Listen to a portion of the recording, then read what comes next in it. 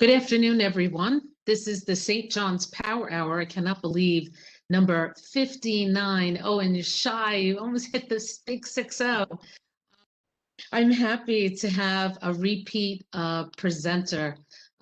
We were just talking before we went live with Power Hour, and Dr. Owen Duffy, who's the director of the Yeh Art Gallery here at the St. John's University Queens campus. I believe he was our second presenter of our Power Hour. And I'll introduce myself as well. If you are not familiar with our Power Hours, my name is Susan Damiani. I'm the director of gift planning, and I have the pleasure of being the director of the McAllen Society, our legacy society. And as you know, we've been offering these Power Hours since probably early April to stay connected with everyone, specifically our society members. And I really thank everyone for their feedback. And I'm so glad that you're enjoying all these conversations that we've been having with the various, our faculty member, our alumni. And even last week, we had a great conversation with the former student of our museum studies program. And if you see there's sort of a commonality, it's because this month the Office of Gift Planning is celebrating the arts, which I am a big fan of. I work very closely with art and design, with Dr. Duffy, with the gallery, with performing arts. So please stay with us this month. All of the Power Hours are going to be really exciting. I did not get to see this test run, but from Sue tells me it's fantastic. So since you can't get on campus, but you're certainly invited, right, Owen? They can come anytime. Yep. And how long does this show run for? The show will run until April 30th, Friday, April 30th. So, okay, great. So yeah, if they see the virtual and you really are intrigued by it, you can still see it in person on the Queens campus. You just have to let myself or Owen know that you're coming, and we'll schedule a nice tour of the gallery for you. But this is going to be a virtual tour, and I'm going to turn it over to Owen, who will explain the entire exhibition that he put together and curated. Thank you, Owen. Thanks for joining us. Well, thank you, Susan, for the invitation, and it's really great to be here with everyone. I'm a huge fan of the McAllen Society, and of course, all the programming that Susan has done. I'm really impressed that you're almost at number 60. Pretty wild milestone, if I do say so myself. I'm happy to have been there at the beginning and happy to continue doing this. I'm looking forward for the return of in-person programming, hopefully next fall. Me too. I guess we'll just keep our fingers crossed and say our prayers that that'll be able to happen. But one of the things that's actually been, really interesting over the past year is, as the director of the university's art gallery, as we were sort of figuring out, okay, how do we actually function during these unprecedented times? And we went ahead and, after consulting with the dean's office and, St. John's guidelines for reopening the campus, we realized that, in fact, the gallery could be open. We could do in-person exhibitions. Of course, all events would have to be online. So one thing that's been really kind of wonderful over the past year is that the art gallery has indeed been able to be open and physically open. And so we're open Monday through Friday from 10 a.m. to 5 p.m. And we've actually been able to host physical exhibitions. And that's something that I think we're really proud of, because actually not many university art galleries have been open at all. And so not only are we open, but it is possible for the public to come and visit campus. They just have to do the health screening that everyone else does before visiting and make an appointment. So definitely after this talk, if you want to come and visit the gallery, our current exhibition will be on view until April 30th. So Monday through Friday, you're more than welcome to come stop in, send me an email, send Susan an email, and we'll make sure that someone's available, to meet you here. So without further ado, I'll go ahead and actually get started. I'll actually just once.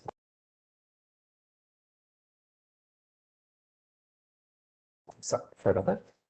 So we'll actually without much further ado, I'll go ahead and get started and share with you our current exhibition, which is by a New York-based artist named Azikiwe Mohammed, who is a multidisciplinary artist that actually produced a series of textiles that were in response to Queen's residence experiences over the past year. Obviously, 2020 was quite an unprecedented and historic year.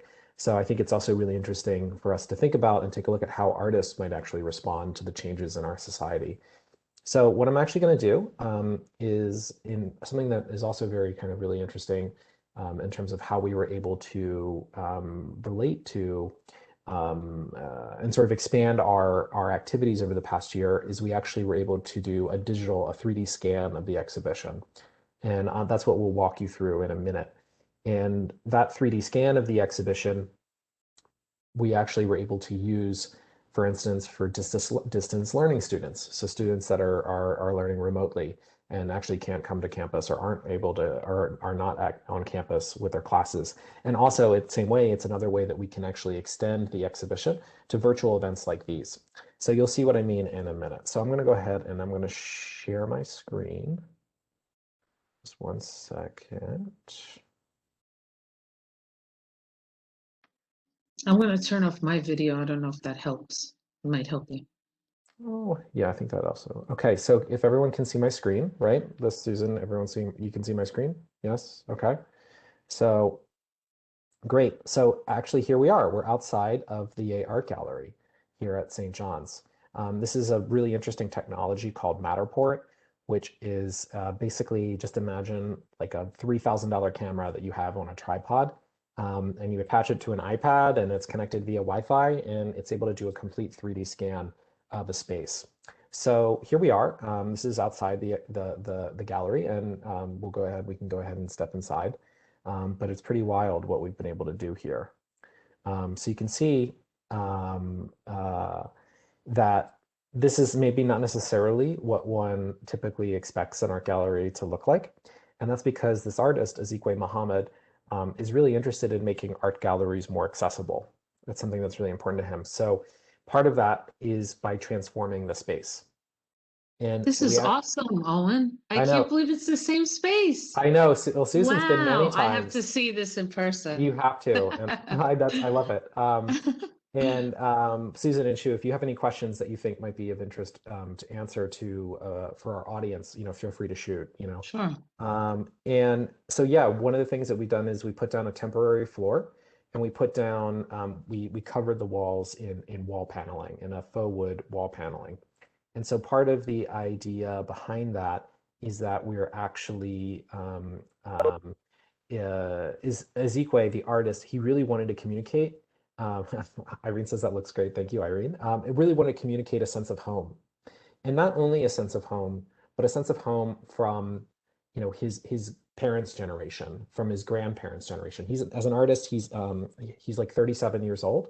So he's kind of actually, he's sort of thinking, what are those domestic spaces that his parents and his family created for themselves. Where did they call home? He's an African American artist, and I mention this because he's particularly interested in sort of drawing from his own history and his own background and incorporating that in his art.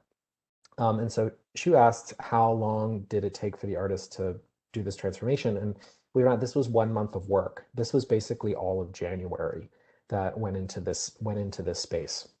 And so I mentioned it earlier that the exhibition, as its point of departure, was really interested in considering Queen's residence experiences over the past year. So let me explain about how that might be. So we'll take a look at this work first when we first walk in. And so this is a jacket that the artist found at a thrift store. And then he did all this custom embroidery that was his own design. And if we zoom in a little bit, we can kind of get a sense that the image that we see here is a picture of none other than the Unisphere. Something that's very iconic when it comes to Queens, something that's incredibly memorable. Why Queens? A great example. It's because it's the area around St. John's. And for Azikiwe, even though he's not from Queens, he's from New York City, grew up in Manhattan and Tribeca. He's really interested in creating an exhibition that relates to the area around where that exhibition is taking place. And in this case, because it's St. John's, that happens to be Queens. And so when Azikiwe is usually doing an exhibition, what he would normally do when it's not a pandemic is he would just drop in at restaurants, bars, local community spaces in a city, like he's done projects in, for instance, in Savannah, Georgia. And he'll walk in and, he'll just start befriending, the people that live there. And he's really interested in, befriending people and listening to their stories. And it happens in a very informal way. He always says that he makes work with people, and that's really important to him. And so what he usually does is he gathers stories. He's a storyteller. He gathers stories, and then that of people's lives, and that's actually what becomes the art. So because this is 2020 and things are a bit, unprecedented, so to speak, the artist couldn't do this. So what we did is we actually formed a partnership with Queen's Memory, which is a nonprofit that was started between the Queens Public Library and Queens College that's actually dedicated to documenting Queens history, which is really interesting. And they have what they called the COVID-19 Project, where they're gathering people's stories related to the past year and what Queens residents went through over the past year, because obviously Queens was originally one of the epicenters of the pandemic. Very tough time for a lot of Queens residents. Everyone remembers that time. So Azikiwe was going through the Queens Memories COVID-19 project, which actually manifests, it's kind of like Google Maps, and there's like a series of dots tagged to specific addresses, and that's where people, shared stories. They can share pictures, they can share, memories, they can share, text, all sorts of things like that.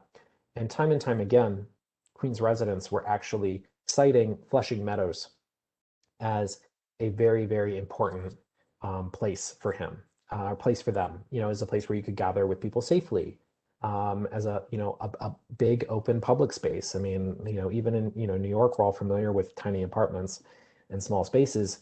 So to have outdoor space and access to outdoor space is truly a gift. So the artist, time and time again, people were citing Flushing Meadows as this really important place.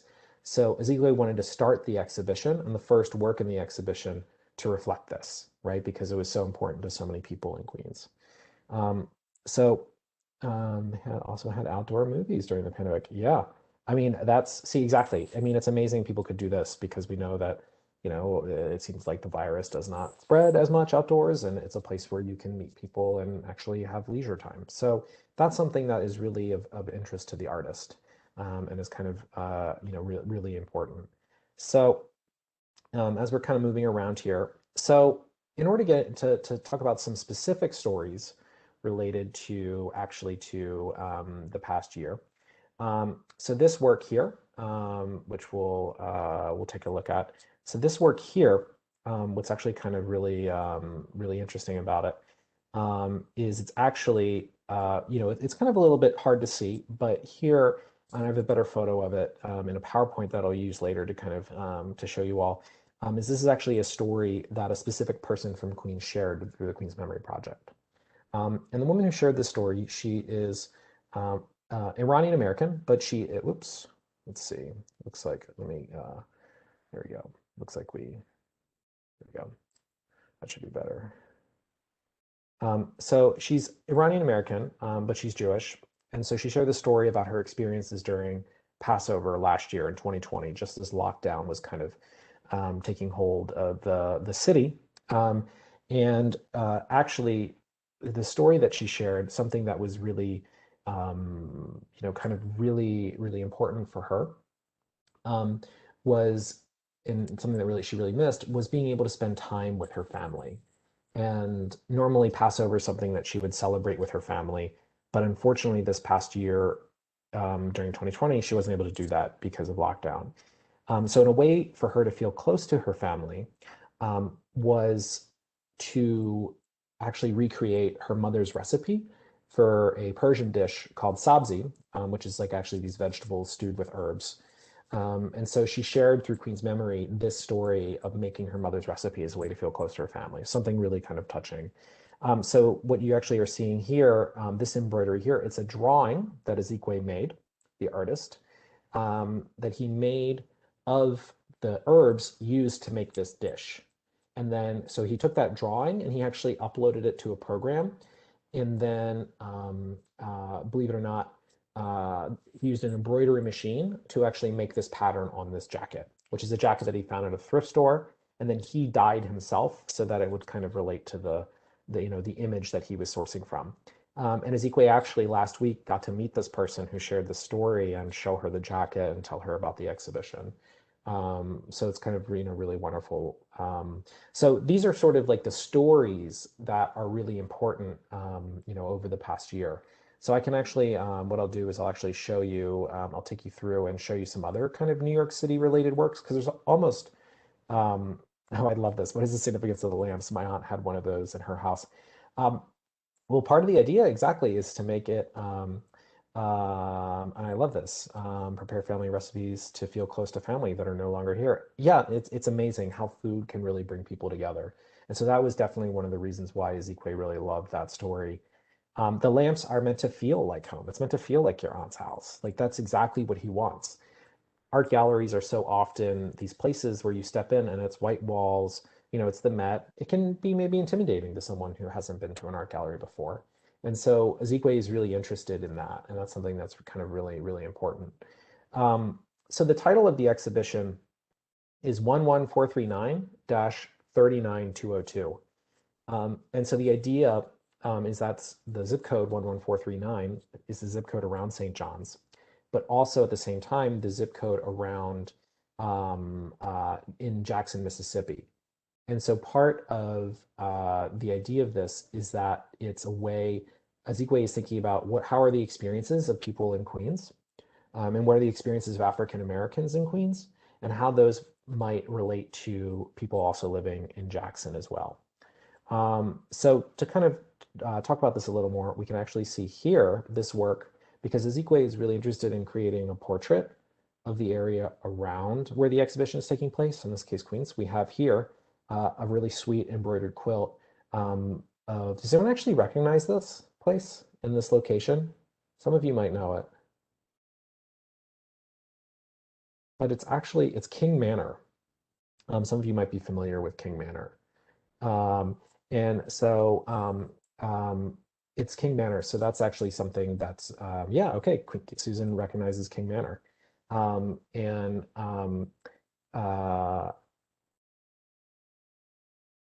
So King Manor in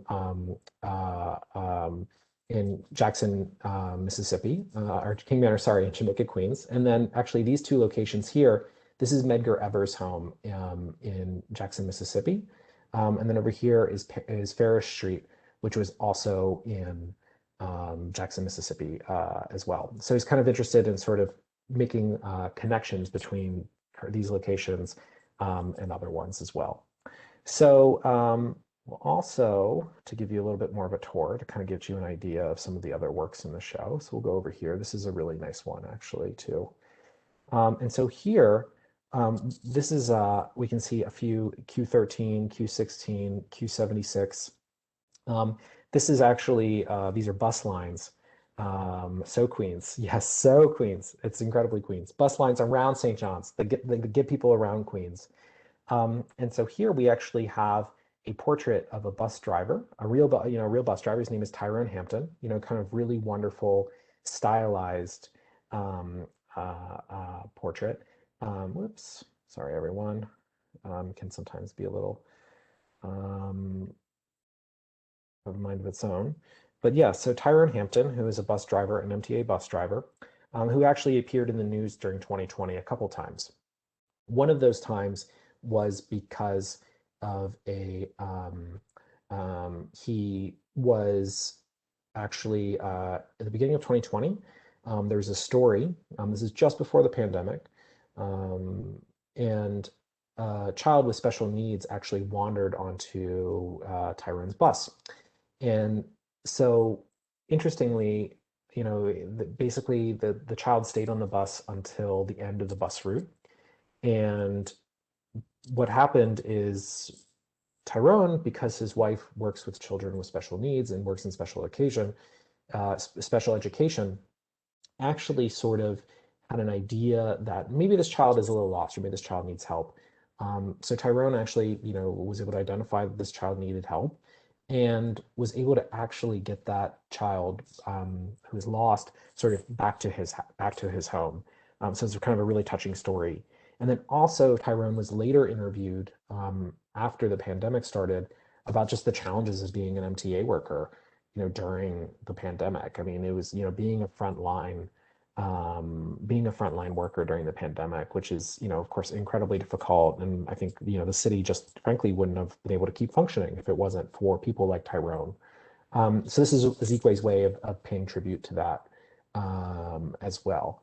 And this kind of really wonderful stylized portrait. So let's go around. There's a few more stories that are kind of really great related to Queens. And here's one here. So this one, which is might be a little difficult to see, but here, so this is actually another portrait from the Queen's Memory Project.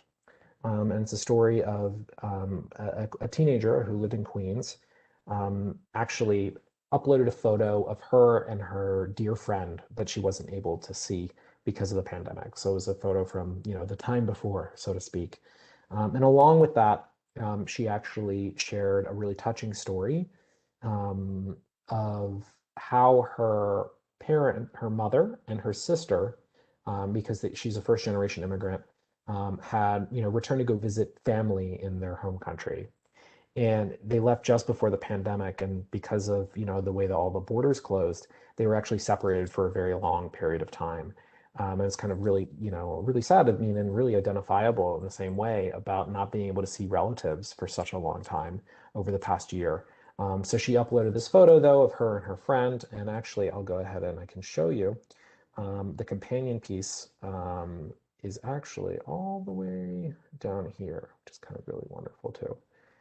So this is her friend here. And so the two of them, were actually together in this photograph and of course couldn't be with each other because of the pandemic. So that's kind of another Queens related story. And then finally, one of my favorite Queens related stories is actually related to this one. And this is one of the reasons why I absolutely love Queens as a place. It's why I love working at St. John's. Has anyone heard of a place called Spaghetti Park in Queens? Maybe for some reason I feel like Susan might know this. Yes, okay, yeah, Susan has. Apparently people know that because of the legendary Lemon Ice King in Corona. But it's actually, the official name is William D. Morris Park. And William D. Morris Park is a really it's actually known as Spaghetti Park because it's really important to the Italian American community in Corona. And basically over the course of the 1950s and 60s, it became a really popular place, a real center of the Italian American community.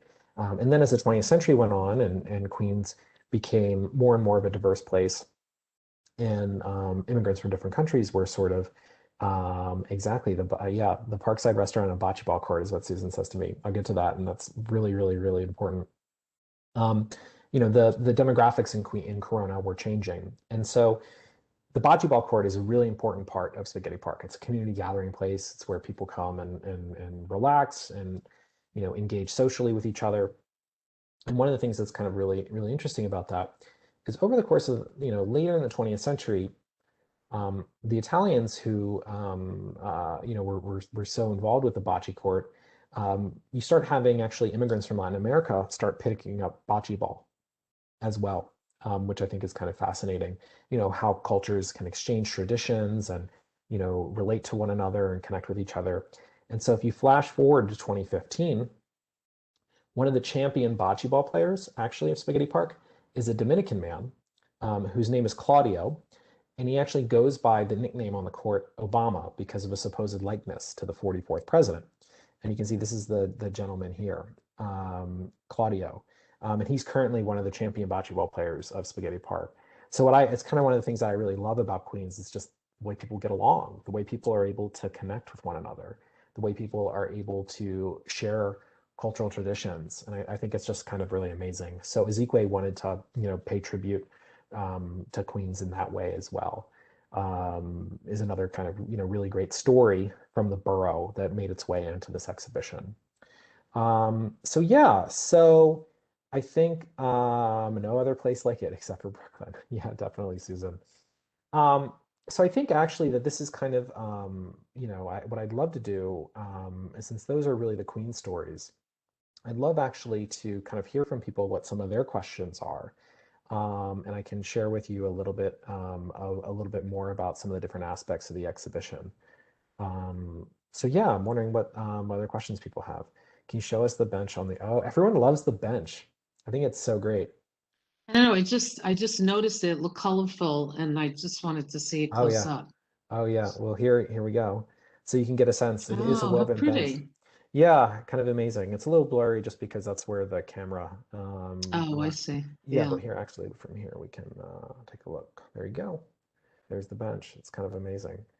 that's Uh, nice. I love it. Yeah. Yeah. So yeah, this is the space. I mean, it doesn't usually look like this. This was about 1 month of work, and a lot of the works relate to Queens. Other ones maybe, not necessarily as much. But that was really the heart of the exhibition and where it started. And I just thought it might be, of interest to everyone.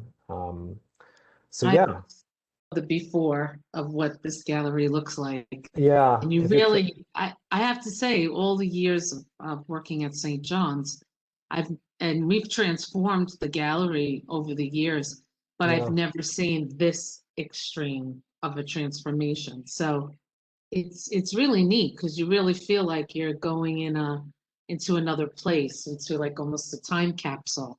it You know, totally is a time that's what's capsule. really neat about it. Yeah. Um, and I like the way, like you said, trying to make it very homey. Hmm.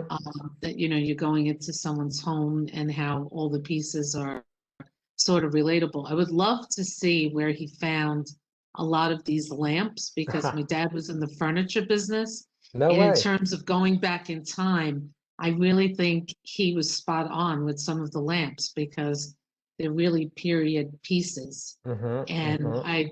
over the course of my years living in Queens person, Hmm. these are some of the lamps that I've seen in friends' homes and stuff. So I kind of got a bit of a chuckle, Yeah. to me it was like reminiscing Yeah, just by looking at the lamps, I let know. alone the artwork. It's kind of amazing. This is one of my favorite So ones that was actually here. interesting. Yeah, I know. I was Th- noticing that It's one. this Yeah, really, really large one, and then there's this other one that, that's very common. let Yeah. me show another one that's kind of great, is this actually. So this one here, this is actually a touch lamp, believe it or not, which is kind of great. Oh, So really? Oh, that's yeah, fun. so it's kind of everything is hooked up basically to three switches. We can turn all the lights Hmm. on and off with just with a clicker. It's kind of amazing how it's all set up. And but still, this is actually a touch lamp.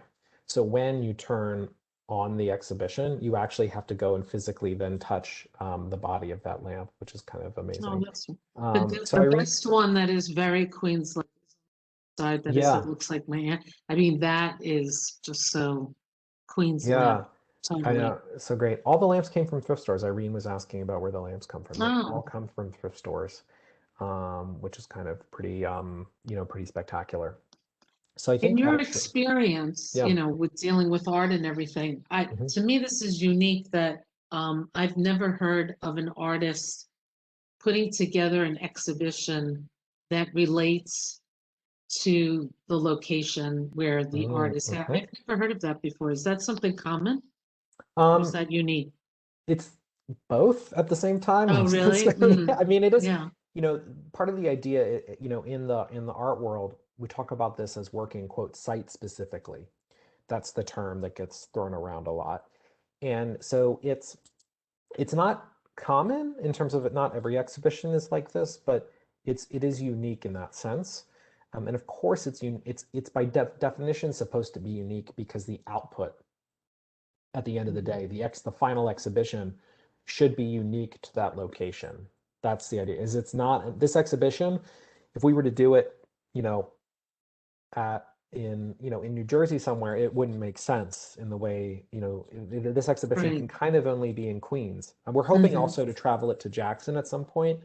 So that's actually something that's actually kind of quite interesting, and we're hoping to do, but we're working on.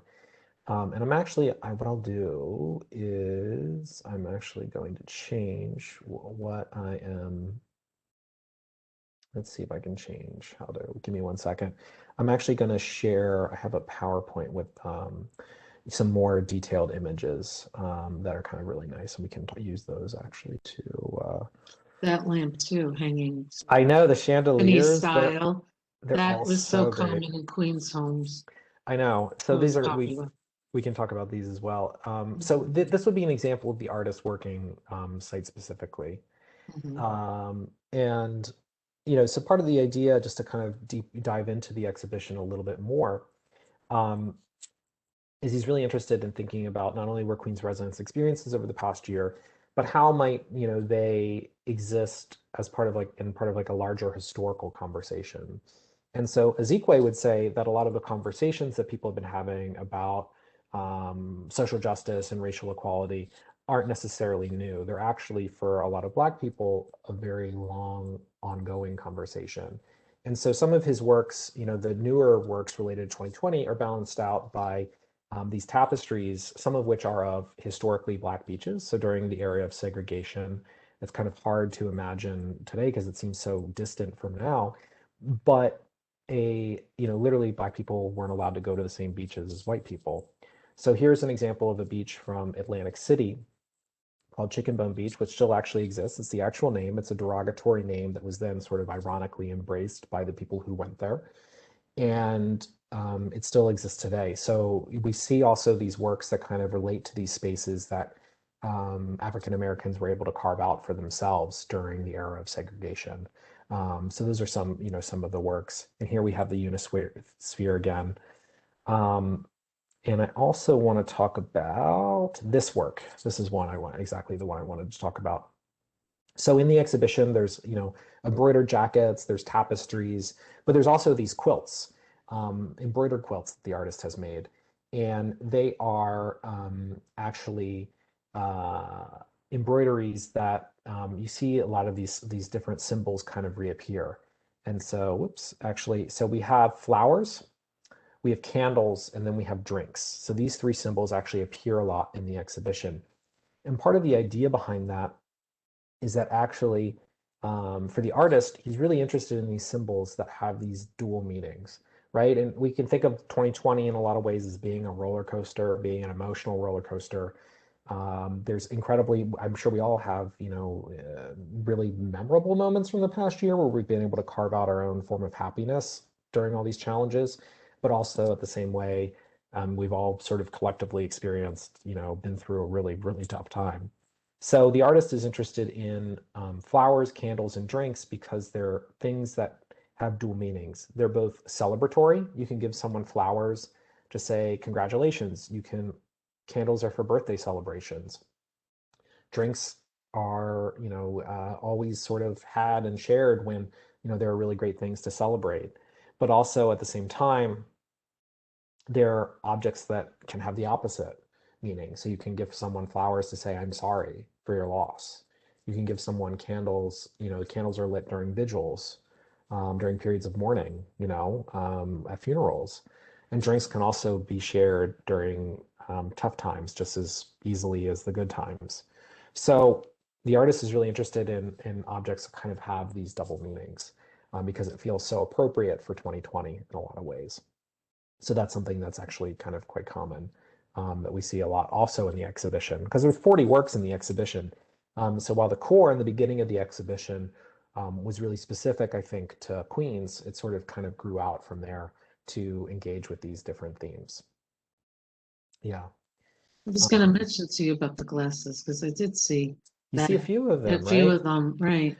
Yeah, so for instance, with this one, the artist also does this thing that's really interesting where he's working with quote found textiles in the same way that he's working with, using lamps that he found from a thrift store.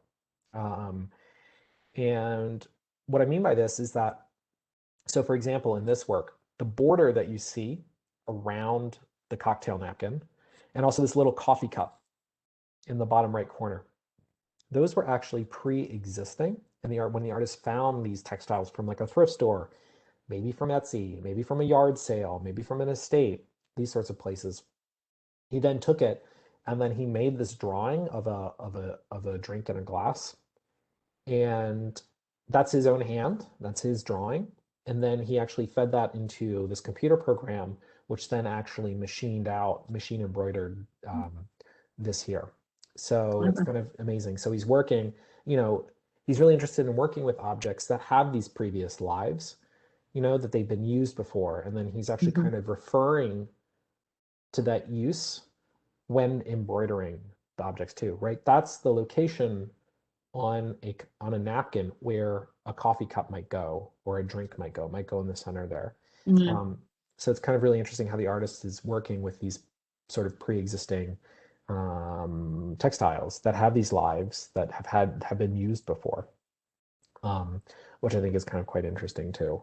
And that's something And that's really I quite think it common. also adds to that vintage look that he Oh, wanted to doesn't it? give, right? So Yeah, by using items and material that already existed, like yeah, this, even the what he did, it almost looks like it came that way I because it know. matched the colors so well. I know, and that's one of the things that's really It's great is that amazing. line, between quote the artist, right, and everybody Hmm. else, right, and just an everyday Right. person, it gets blurred. And I think that's also what's interesting is because he sort of, in a way, he really values just what people make, to commemorate their own experiences or make in their own homes. And every object has a story. And so he really is interested in that space and sort of making work that relates to it in different ways. But it also relates to your story about Spaghetti Park, where Yeah. it was predominantly Italian, Yeah. and then other cultures came in, and now you have uh, Mr. Obama or whatever Yeah. his original name, I forgot what it was, but Yeah. he's now the bocce ball champion, Yeah. right? So this is almost the same idea where someone made this, napkin, and now he came and he put Oh, his I spin love on it, that. right? It kind of worked together. So it's almost like the similar I story love of it. Spaghetti Park, right? Yeah, absolutely, Susan. See, you could be an art historian. You Maybe could try. you got a second career. I love it. Right, Yeah, exactly. no, it's incredible. It's a way of, not only are traditions passed down and passed Hmm. between people, but here objects are passed between people too. And I think that that's Right, something shared with that's, each other. Yeah, I yeah, really like that. That's strong symbolism, I think. I think yeah, no, that's I think it's great. kind of great. And here's a Yeah, close-up of the jacket that I was talking about yeah, earlier, that's great. that people can see, which is really, really great. Um, and then this is, you know, Hmm. Azikiwe. This, believe it or not, this is a tiger. Um, People sort of feel like, oh, it's like a dog or it's a bear or what have you, but it's actually meant to be a tiger. And in all of Ezekiel shows, he always loves including one of these animals because for him, it always is a reference back to his family, and his experiences growing up. Because a lot of his family, who happened to be African American, um, it was very important. There was always sort of these images of these apex predators or like these power animals, in a lot of his domestic spaces that he spent time in when he was growing up, and they're really important to him. So he always, in every exhibition, there is one of these animals sort of figured into it in some way. And you can see also, down here in the bottom right of this image, there's all these little tiny flowers. And those are flowers that the artist has embroidered by hand.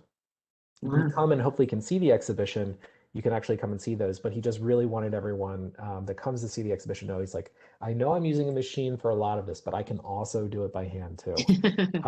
He definitely Is wanted that to. how he started, Owen? Did he start with embroidery and Yeah, tapestries and stuff? yeah, that's how he got into Hmm. art. His mother would take him to quilting circles, when he was a child, and that was something that was really important. and that sort of was his that was sort of how he got started in a lot of ways. Um, and so yeah, he did a lot of it by hand. I mean, like a lot of this is stitched by hand. So he also does, yes. So Irene, he also does hand embroidery. So he can kind of do it both, but it would just take forever if he did it all by hand. So really, I mean, it all is his hand in a way, because you're seeing this, it is his drawings that then are actually machined out, but he can do both by hand. And here we Does have the King Manor. artist come from a big family? Um, Not the biggest family, no. No. I'm actually not sure. He might be an only child. I don't know. I I'd only have to, ask that because I feel like with any other exhibitions I've been to, this one has like a lot of warmth yeah, to it. And yeah, again, maybe because the way he laid it out, but yeah, just from what you talk about these different pieces, it just seems like family is very important to him, and he it is. brings like a lot Yeah. of family warmth Mhm. into the pieces, Yeah, like pride and all yeah, of that. So I was yeah. curious if he came from like a big family. I mean, I know certainly he's got a big extended Mm, family, right. I mean, just, yeah, family's very important to him, for Mm, sure. But I'm not exactly we haven't talked so much about that, about but he his has a lot of background. Yeah. memories of like going to aunts' houses and, Hmm. and those sorts of things. But here we have a detail of the King Manor piece, the small little embroidered quilt, that people, you can see the building. For those that don't know, King Manor, was actually, it's a historic home that's on Jamaica Avenue, like a mile from St. John's, and it's was the home and estate of the founding father Rufus King, who actually signed the Declaration of Independence. Yes. Hmm. And he was actually an early abolitionist, interestingly enough. So sort of, ahead of his times, so to speak. And then here's the other counterpart, from the other Queen's memory related story, so that everyone could kind of, get a sense. And Spaghetti Park, here's another photo, and that's kind of, really, really wonderful. And you get, this is actually one of my favorite, images actually in the whole show, Yeah. because of it's such an amazing portrait. Yeah. The way that he, did the shading around his face, and that sort of thing. And here's our Tyrone I love Hampton. that though, the bus story. That's good too. Yeah, I know, it's great. And it's Yeah. it's just, I think Azikiwe has such a, a really really kind of wonderful, yeah, just a really wonderful ability to really capture people's likenesses and stories in different And how he ways. gets the shading and all of that. Yeah, I know, That's it's really, amazing. really amazing. And so Yeah. part of the idea with the jackets, maybe we'll actually go back to Spaghetti Park, is you can see that they're not just displayed on the wall as if they're quilts or Mm. paintings, like they're not just tacked up on the wall. Um, so actually the artist, what we did is we actually cut soda cans, and they're drilled into the wall so that then the jacket is draped over them. And part of the Hmm. idea is that it gives them a really lifelike, It kind of does. relaxed That's feeling. clever. Yeah, it's kind of really, really I like nice. that. Yeah. You were Um, mentioning mentioning the King Manor. yeah. The Queen's Tourism Council, they, I don't know when it'll be back, but before the pandemic, during Christmas time, they have a bus tour that takes you to all the historic homes because there's several of them. I don't know the exact number, That's but there's a amazing. lot of historic homes, and they take you to all of them, and they're all dressed up for the holidays. It's like their holiday bus tour, and I think it starts off at Flushing Town Hall. I've never been on it. I've always wanted to, but I hear it's really nice, and it's a great way to see the historic homes in Queens. Yeah, So when that's things get actually, back, you might want to check that out. yeah. Yeah. Yeah. No, I think I definitely would. I can't wait. Yeah, they say it's one of really the, nice. I mean, I never heard of Spaghetti Park. I hate to say it. I Do know, you know, have you been to? Oh, you haven't been to I it haven't then. been yet. No, I haven't been. Okay, I let's need to take you go. to lunch. Yeah, and we can go to the You have Lemon to Ice go King and this get the summer. lemon ice king. Yeah, I've heard. Everyone that Well, says the it's just, lemon ice king is shown, I think, on the King of Queens. They open it up with the lemon ice king. I've Yeah. heard. Hmm. That's the second, you're the Yeah. second Yeah. person that's brought up that anecdote, No, which is but kind of it's been around amazing. forever. Since Yeah. I'm a little girl, I've been going. Yeah, I Yeah. mean, this is also what Ezekwe loves about his exhibitions, is just the fact that because of how they engage with specific places, people have all Hmm. these memories that they associate with them, which I think is really wonderful. I mean, Um, this may be a tall statement, and I may be a Queens snob with my Queens accent. yeah. But really, when you think about it, I haven't been all over the country traveling, but I've covered a good Hmm. amount of territory, and I still say there are uniqueness about any type of towns anywhere in the U.S. Hmm. But there is something about Queens I think is out of any place in the country. And again, I Yeah. could be speaking as a Queens snob, but I think Yeah. even for Brooklyn, because I think Brooklyn's diverse, but it's not as diverse as No. Queens. Yeah. And when you see all these cultures coming together in one melting pot, it's just extraordinary. And I don't think Yeah. people realize, and that sometimes when I'm happen to attend some of these enrollments or in recruitment receptions with the students, I stress that to them that if Yeah. you come to St. John's, you're not going to a school in Manhattan. There's a difference between going Hmm. to a school in Manhattan and a school in Queens, Yep. and especially where St. John's is situated. Hmm. It's an education in itself. Yeah. That kids No. that come from the West Coast or Midwest or even Yeah. the South, it would be an extraordinary education for them. Yeah. Even kids from Long Island, believe it or not, Yeah. that Totally. really never go into the city. And this, I'm glad that you're sharing this exhibition with us because it's a little snapshot of what Queens is all about. Yeah, I think so. And that's something that's Yeah. really important, and certainly to Ezekwe. So yeah, I think, it's about 150 or so. So if anyone has Yeah. any other questions, feel free to ask. I'll do my best to answer them. Yeah, one other observation I have, just Yeah. again being a Queens native, I thought it was interesting that you used the dark wood because Mm-hmm. growing up in the 70s, the paneling was like really Yeah. popular back then. In my basement that I grew up, the house that I grew up in, they Hmm. had the paneling. Like every kid's house that you went to, you always were sent down to the basement, as we called it. Yeah. And, it could have been someone's family room, but in Queens, believe me, it was a basement. It wasn't a Yeah. family room. But it was sort of a half finished, and Hmm. they all had the paneling. So as soon as I walked in and you said this is like Queens themed, Hmm. I was laughing because I'm like, he got it right on the money for anybody who grew up in Queens in the 70s. Yeah.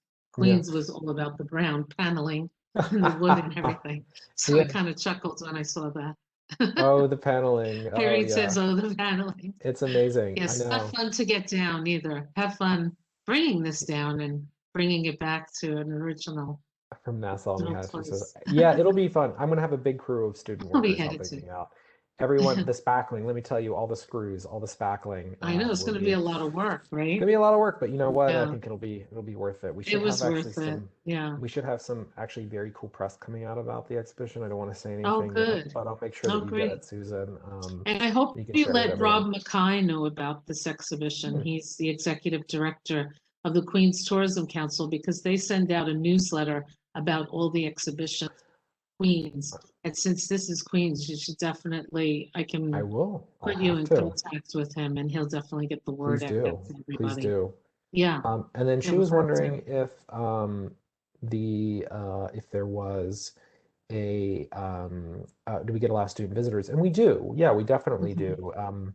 A lot through classes. It's not, of course, it's very different this year. It's not a typical year, so not as many as we'd like, but we do. And Right. the art students in particular really love the exhibition, and we've had quite a few classes come through for tours because classes are, the ones that do meet in Sure. campus and That's that sort of great. thing. So we've been really lucky that Hmm. we've been able to have some people come through, and hopefully even more next fall as we sort of, work our way Yeah, back up. as things start to open up Yep, too, you know. yep, And how many absolutely. years are you working as the director now? Seems like you've Two been here two forever. years. It's two Two? years. It seems longer than that. Yeah, on believe it or not, on let's see, on it's today's Tuesday, so I think actually Friday is going to be my 2-year anniversary at St. Oh, John's. yay. Yep. That's great. Well, you've So been I'm doing a slowly, great job. thank you, Susan. You're too Definitely. kind. No, Uh, really, and it's great working with you. And I know this is going to be sent to all the fine arts and art and oh, design wonderful. alumni. And I really hope that you come and visit alma mater, come and visit Owen and your former professors, because it would be great to see all of you. But it's nice that as artists, if you can support the gallery, we would really appreciate it. So that would be Yeah, great. Yeah, please come visit. Yes. And definitely. anyone that wants to be in touch, Susan can certainly send you my email. It's just Hmm. duffyo@stjohnstudy.edu. I'd love to hear from you. You're more than welcome to join and come visit the gallery. I can send you instructions. It's not too difficult to get on campus these days. There's a Sure. process for it. And the exhibition, again, it'll be open until April 30th, next Friday. So please, if you want to come visit, drop me a line. Love to hear Yeah, from it's you. fun. I'm definitely going to stop Yeah. by next week. Yeah, I'll give you yeah, a can't wait. call. Yeah, give me a Actually, call. I didn't know if Francis knew about it, but thank you, Irene. You too. I don't know if Francis knew about it, but we said we were going to meet for lunch. So if you'd like to come have Ah, lunch there you with go, us, making plans. yeah. Well, But thank you so much, thank everyone, you. for joining me and Owen to see this wonderful exhibition on campus at the Yeh Art Gallery. There is a recording that will be sent to you. We have St. John's Office of Gift Planning YouTube channel, which has all 59 power hours, as well as some of the video interviews that we've been conducting for our electronic newsletter that goes out every Friday at 3 o'clock. So hopefully you'll join us next week. We have a wonderful virtual tour, the Whitney Museum. Thanks to Owen. I was in contact with their curator. Thanks, Owen. So we're looking forward to that too. But definitely support the arts. It's so important. It brings us joy. And as we know, during the pandemic, when we couldn't go to Broadway or we couldn't go to the museums earlier on, it definitely felt like there was a void, with something missing, right? So it's really important. So thank you, everybody. Have a Thank good you, day, Susan. Owen. Take Good to care. see you. Bye bye. Bye-bye.